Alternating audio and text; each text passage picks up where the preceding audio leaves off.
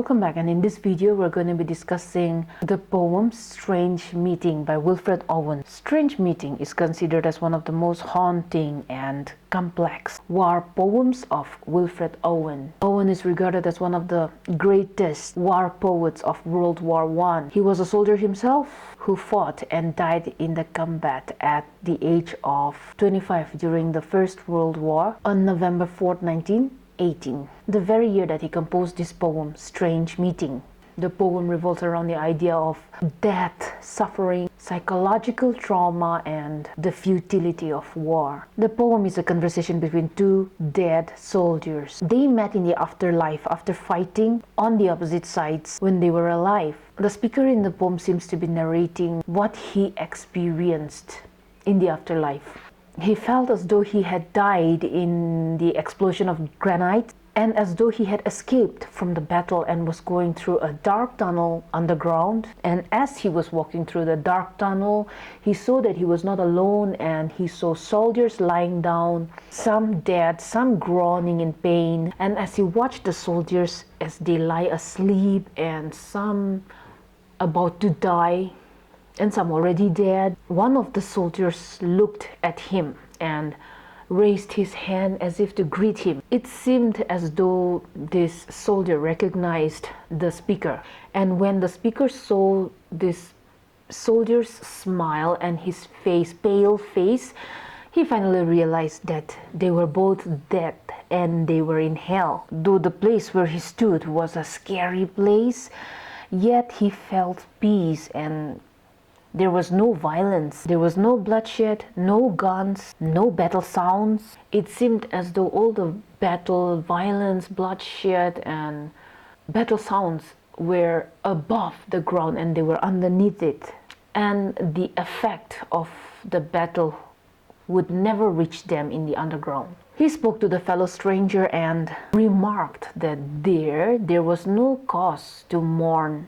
There was no reason to mourn, and he called this fellow as his strange friend. The strange friend agreed and said that yes, there was nothing to mourn about except the regret about the wasted years and the hopelessness of their lives. The strange friend went on to say that whatever the speaker dreamed of and hoped for, he also had the same hope. He also had the same dream. They both do not like to go to the afterlife, but they had no choice. It felt like death was the only way to escape the battle, the war, the violence. The strange friend said that during his lifetime, he too chased after beauty.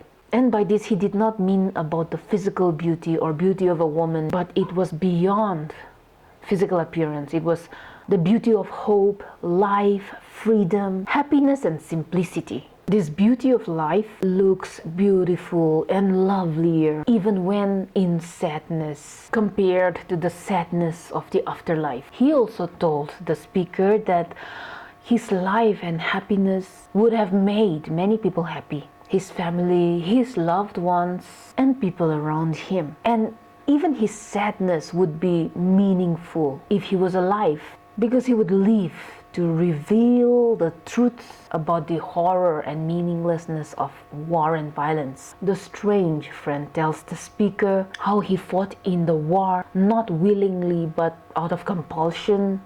He is sad since he did not get the chance to reveal the truth. Now people will be blindly happy at the destruction that they caused. The stronger party, the winning party, will rejoice at the destruction. They will be contented by the disaster that the war has caused. And the weaker party, the losing party, would be frustrated and angry, only to be killed in the violence and only to act recklessly.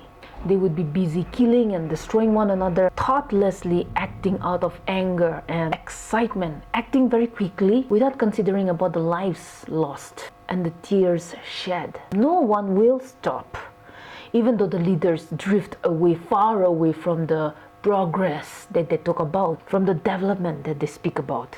According to the poet, by waging wars, the powerful leaders of the world were leading the people backwards instead of progressing into a better world. By destroying human race and the very earth that we live in, the strange friend looks back at his life unaware of what his life could achieve, what his potentials were. He had wisdom, wise enough to see what happiness was, what true happiness was, and a mastery and control over himself. He had seen how powerful men marched their soldiers, their people, backwards into the empty space where there was no meaning, no reason. He too was a part of the blindly marching troops during his lifetime. But if he could live with mastery over his choice, he would do it with courage and wisdom. If he had the power to choose to walk away from the group of people moving backwards to their doom, then he would wash their blood-stained chariot wheels with vision of truth about the destructive nature of war and violence. In simple words, he would try to make people understand the truth that they are chasing after emptiness. He would fearlessly speak up with all his spirit, with all his heart, without wasting a moment. But he would do so without violence and with peace and love.